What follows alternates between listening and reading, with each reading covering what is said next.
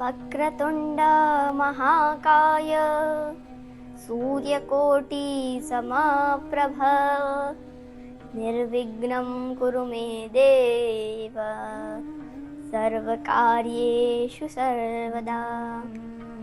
जय श्री कृष्ण। राधे राधे।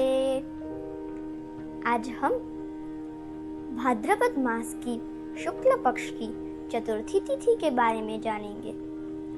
इस दिन को श्री गणेश जी का जन्म हुआ था, जिसे हम गणेश चतुर्थी कहते हैं। इस दिन लोग घर में, पंडालों में बड़ी बड़ी या छोटी छोटी माटी की मूर्ति लाते हैं। कोई 10 दिन या कोई 5 दिन भगवान श्री गणेश जी की माटी की मूर्ति स्थापित करते हैं और उनका पूजन अर्चन करते हैं, जिससे श्री गणेश जी प्रसन्न होते हैं। तो आज हम जानने वाले हैं कि गणेश चतुर्थी के पीछे ऐसी कौन सी कथा है। तो गणेश चतुर्थी के पीछे श्री गणेश जी के जन्म की कथा है। प्राचीन काल में एक बार माता पार्वती ने अपने ही मल से एक बालक की मूर्ति तैयार की और उसमें प्राण दे दिए। उसे गणेश नाम से संबोधित किया और उसे अपना ही पुत्र मानकर उसका पालन करने लगे। उन्होंने अपने पुत्र से कहा, हे पुत्र, तुम यहाँ पहरेदारी करो, मैं स्नान करके आती हूँ, और हाँ, किसी को भीतर प्रवेश न करने देना। अब गणेश जी द्वारपाल होके खड़े रह गए। तभी नंदी आदि गण आते हैं और बालक से कहते हैं, हे बालक, तुम यहाँ क्यों खड़े हो? खिसो, हमें मार्ग दो, महादेव को अंदर प्रवेश करना है। लेकिन गणेश जी ने कहा, नहीं, भीतर प्रवेश करने के लिए आपको मेरी माता से प्रार्थना लेनी होगी। अब नंदी आदि गण ने कहा कि अरे धूर्त बालक, तू देवों के देव महादेव को भीतर जाने से रोक रहा है, मार्ग दे हमको। लेकिन गणेश जी मानते ही नहीं है।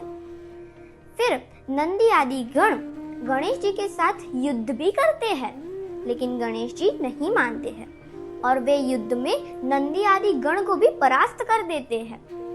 फिर गण तुरंत श्री महादेव के पास पहुंचते हैं और कहते हैं, महादेव, हमारी रक्षा कीजिए। महादेव ने कहा कि रुको तुम लोग, मैं अभी आता हूँ। अब महादेव तुरंत गणेश जी के पास जा पहुंचे। उन्होंने गणेश जी को बहुत प्रेम से भी समझाया, लेकिन वे नहीं माने। फिर ब्रह्मा, विष्णु आदि देवता भी आकर गणेश जी के साथ युद्ध करते हैं, लेकिन गणेश जी सबको परास्त कर देते हैं। फिर महादेव क्रोधित होकर गणेश जी के साथ युद्ध करने लगते हैं और यह युद्ध इतना भीषण था कि सारा संसार कांपने लगा। फिर शिव जी ने क्रोधित होकर अपने त्रिशूल से वह यानी बालक गणेश जी का धड़ से मुख अलग कर दिया। गणेश जी का मुख कहीं और जाकर गिर पड़ा और वह मुख चिल्लाने लगा, माता माता, मेरी रक्षा करो। तभी माता पार्वती यह आवाज सुनते ही बाहर दौड़ी दौड़ी आती है। जब यह सारी स्थिति देखती है तो वह बहुत क्रोधित हो जाती है और उनके 9 रूप प्रकट हो जाते हैं और वे इतने क्रोधित थे कि वो सारे के सारे रूप पूरे ब्रह्मांड को नष्ट करने में लगे हुए थे। माता पार्वती ने क्रोधित होकर श्री शिव जी से कहा कि महादेव, आप मेरे पुत्र को फिर से प्राण दीजिए, नहीं तो मैं पूरा संसार नष्ट कर दूंगी। महादेव बहुत चिंतातुर हो गए। उन्होंने कहा कि हे विष्णुदेव, आप जल्दी से मुख को ढूंढिए या फिर पृथ्वी पर जाकर जो भी प्राणी हो जो माता हो और अपने पुत्र को पीठ दिखाकर सो रही हो, उस पुत्र का तुम मुख काट कर ले आओ। अब विष्णु जी तुरंत पृथ्वी पर पहुंचे। वहां उन्होंने एक हथिनी देखी, वह अपने पुत्र को पीठ दिखाकर सो रही थी। तो उन्होंने उस बालक का यानी उस हाथी का मुख काट दिया और फिर तुरंत शिव जी के पास आए। शिव जी ने माता पार्वती से कहा, हे देवी, मैं आपके पुत्र का मुख तो नहीं ढूंढ सका, लेकिन मुझे यह हाथी का मुख मिला है। तो माता पार्वती ने कहा, कुछ भी हो, लेकिन मेरे पुत्र की रक्षा करो, मेरे पुत्र को पुनर्जीवित करो। तो महादेव ने तुरंत वह मुख धड़ के साथ लगा दिया और उसमें प्राण दे दिए, और फिर से गणेश जी पूरे ब्रह्मांड में देव बन गए। और फिर जो हथिनी थी वो शिव जी से प्रार्थना करने लगी कि महादेव, मेरे पुत्र ने कौन सा पाप कर दिया था कि आपने इसे इतना भीषण दंड दिया।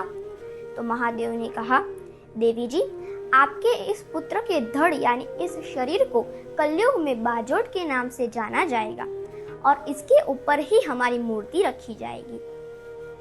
तो आज हमने गणेश चतुर्थी की यानी कि गणेश जी के जन्म की कथा जानी।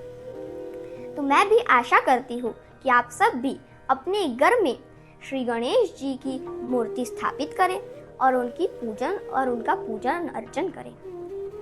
जय श्री कृष्ण। राधे राधे।